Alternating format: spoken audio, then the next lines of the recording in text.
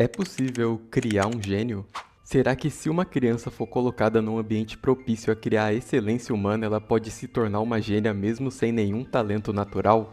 Era isso que a Sala Branca queria provar. Um homem acreditava que através de uma educação de excelência e de um ambiente propício a isso, seria possível criar indivíduos geniais a ponto da genética se tornar irrelevante. E quando o experimento terminou, uma pergunta ainda ficou sem resposta. Será que ela realmente criou um gênio ou ela apenas encontrou um? A Sala Branca é uma instituição educacional criada com o propósito de estudar como uma criança que tivesse cada aspecto do seu desenvolvimento cuidadosamente controlado desde o nascimento poderia artificialmente alcançar níveis jamais vistos de superioridade em relação às outras. Mas não se faz algo dessa magnitude sem professores de qualidade, então a Sala Branca reunia instrutores considerados gênios em suas respectivas áreas, mas que também não se importavam nem um pouco com direitos humanos. Fazer um humano atingir o nível máximo de seu potencial não é algo simples de se fazer, então a instituição teve que passar pelo que chamam de gerações, alternando a metodologia até encontrar a considerada mais adequada. O currículo da Sala Branca passa por diversas matérias e treinamentos que não seriam aplicados numa escola convencional, como ciência política, economia e psicologia, mas também por matérias comuns, só que num nível muito mais elevado, como matemática a nível de faculdade, por exemplo. Quando as crianças ficam um pouco mais velhas, elas são expostas a um treinamento físico rigoroso e também a diversas artes marciais. É comum pensar que uma instituição como essa focaria em matérias mais exatas e mais racionais, vamos assim dizer, mas não, a Sala Branca também possui um currículo extenso em áreas mais humanas e culturais, como artes, literatura e até cerimônia de chá. E lógico que eu não posso deixar de mencionar o treinamento mais importante, difícil e essencial da Sala Branca: piano e caligrafia. Parece interessante, não? Uma instituição com os melhores instrutores do mundo, tecnologia de ponta e um currículo impressionante que deixaria muita faculdade de elite no chinelo. Com certeza você pensa que dezenas de prodígios seriam produzidos num lugar assim, mas não foi bem assim que aconteceu. Quando chegou a época da quarta geração da Sala Branca, Atsuomi Ayano Koji queria testar até onde vão os limites humanos. E para fazer esse experimento, ele usou uma parcela do que chamava de crianças descartáveis, incluindo seu próprio filho, Kiyotaka Ayano Koji. O objetivo da quarta geração era o foco no individualismo em prol de obter os melhores resultados, descartando coisas triviais como emoções e sentimentos. Imagina que só com 4 anos de idade, enquanto crianças comuns estivessem aprendendo o alfabeto ou a contar, você já estivesse fazendo provas difíceis e tendo que alcançar uma pontuação perfeita, sem poder errar. Mas as provas em si eram só parte do problema. A própria vida dentro da Sala Branca era completamente controlada. Cada minuto do dia tinha um horário definido. Estudar, comer, treinar, descansar, tudo acontecia na mesma ordem todo dia, sem exceção e sem margem para erro. E se isso já parece loucura por si só, fica ainda pior, porque as provas não tinham um nível de dificuldade fixo.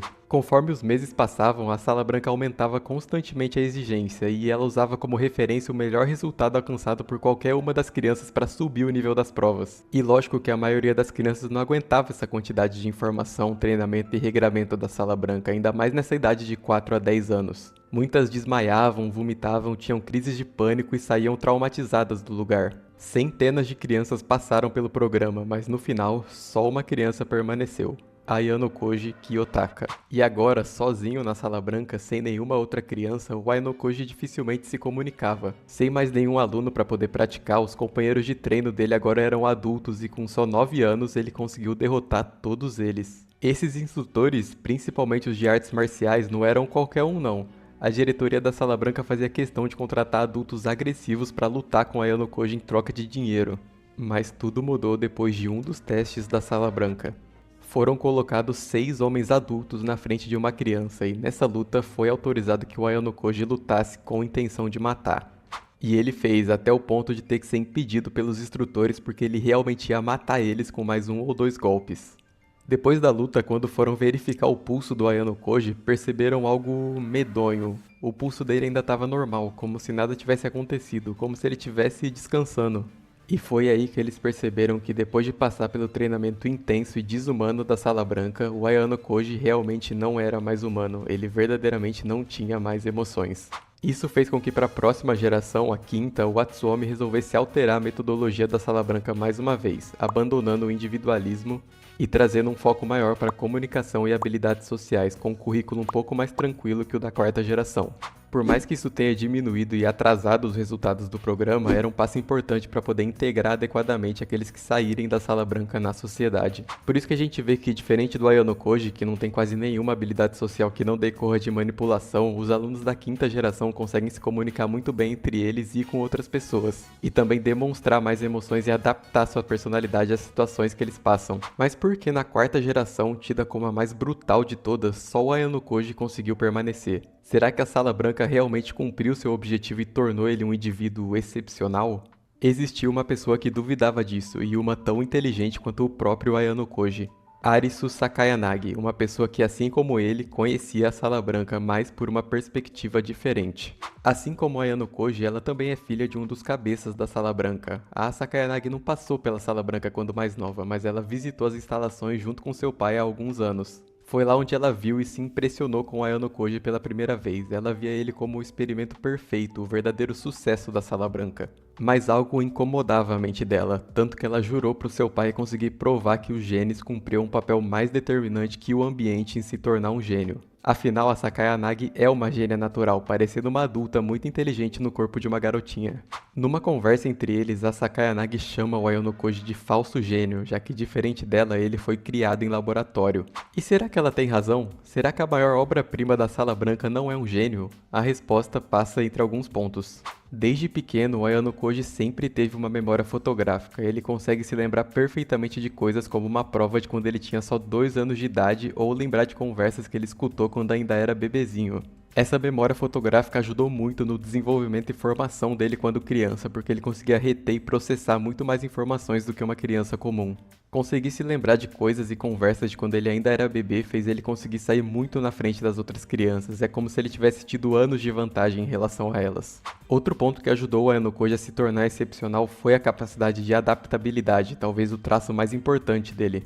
O Ayano Koji ainda não era perfeito quando menor. Durante os primeiros testes na Sala Branca, ele ia mal igual todas as outras crianças.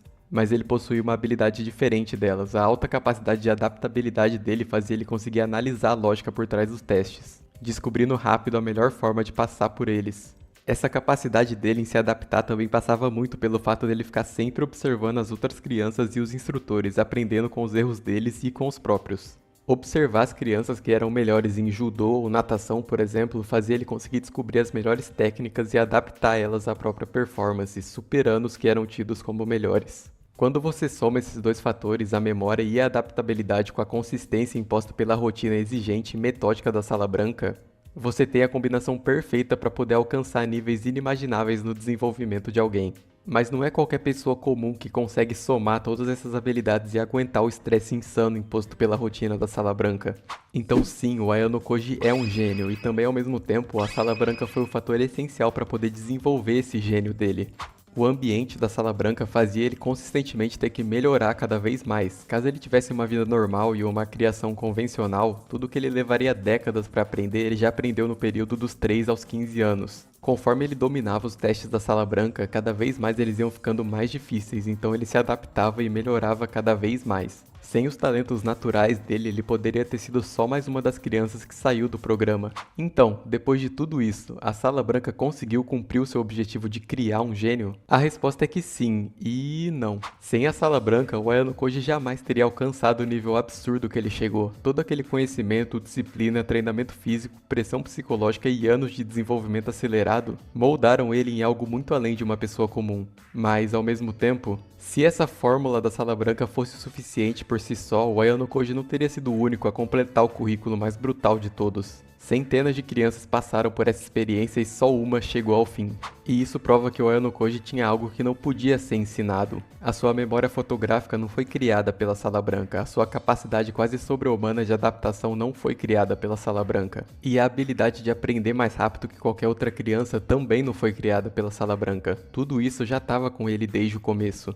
A Sala Branca não criou essas qualidades, ela só as encontrou e levou elas até o limite. No fim, o experimento criado para provar que o ambiente era mais importante que a genética acabou encontrando seu maior sucesso justamente em alguém que já possuía talentos naturais excepcionais. O Ayano Koji não é a prova de que qualquer pessoa pode se tornar um gênio, ele é a prova de que o talento sem desenvolvimento raramente alcança o seu potencial máximo.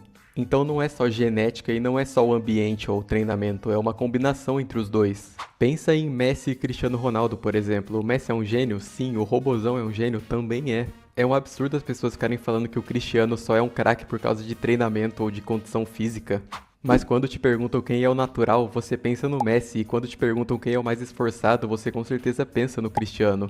Se o Cristiano fosse só um cara comum e muito esforçado, igual muita gente pensa que ele nunca ia conseguir rivalizar com o Messi. O Cristiano é sim um gênio, e a mentalidade vencedora, dedicação e consistência tornaram ele capaz de se igualar a um gênio igual o Messi por muito tempo. Então sim, gênios podem ser lapidados, mas criados do zero, aí é outra história. Mas rapaziada, era isso então. Se você curtiu esse vídeo, deixa um like, se inscreve aí no canal e tchau! Mano, eu caí pra selva russa, vi uma tia avulsa. Se bala era racista porque me olhou com repulsa. Tava usando babusca e eu fumando esse doprê de forma brusca. Guardo a mão na parede, mas não perco pra recruta.